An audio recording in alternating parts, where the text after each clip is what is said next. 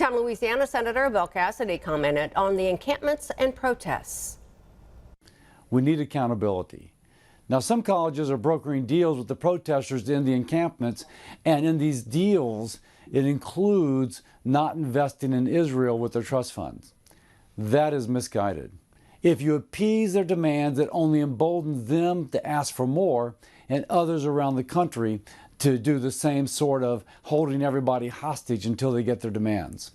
We need to review what Congress can do to make sure that students do have that safe learning environment free from intimidation.